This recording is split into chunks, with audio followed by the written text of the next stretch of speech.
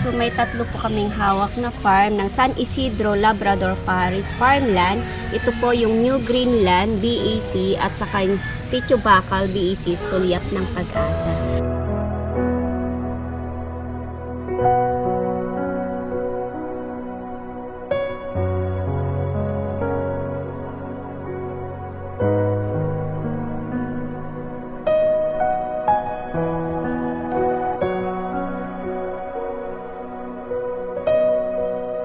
Nandito po tayo ngayon sa New Greenland. Kasama po natin ang mga farmers. Ang farmland, nagsimula po ito noong July. Nag-start po kami ng pagtatanim ng August. Naka third cycle na din po kami. Ito po ay pinagtulong-tulungan pong bungkalin ng mga BEC leaders po natin na ginawa po nilang wellness.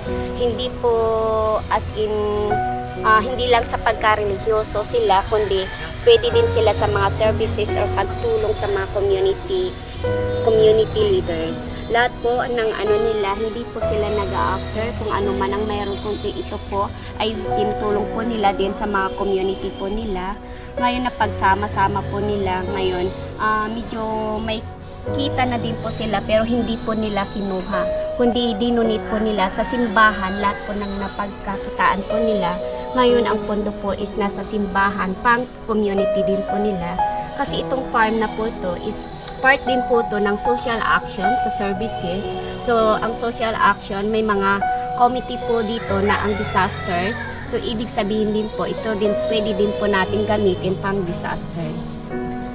Pwede, if ever po na may mga kunwaring flood, pwede din po kaming tumulong para sa share po sa mga community po.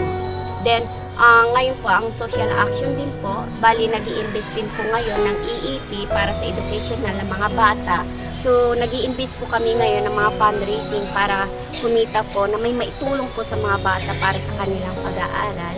Yun po ngayon ang hiin ng aming simbahan na makatulong po hindi lang po sa community, hindi lang po sa pati mga bata na mapag-aral sila sa tulong po ng simbayanihan. 2023 po kami nagsimula dito sa farmland ng San Isidro.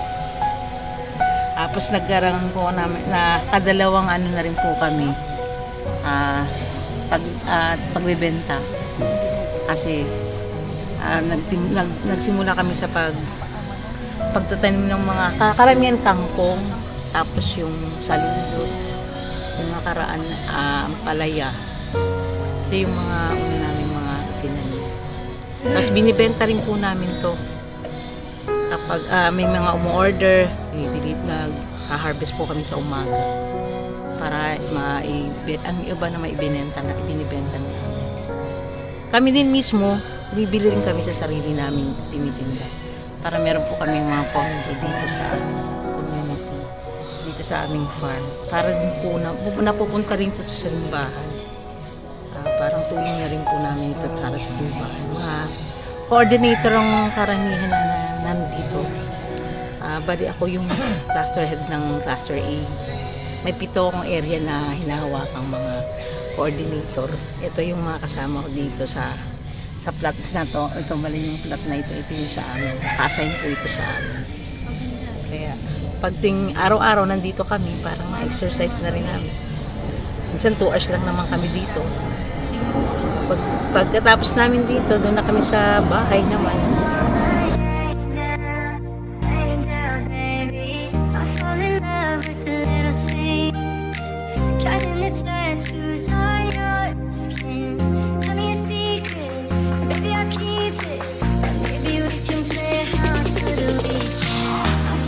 Love with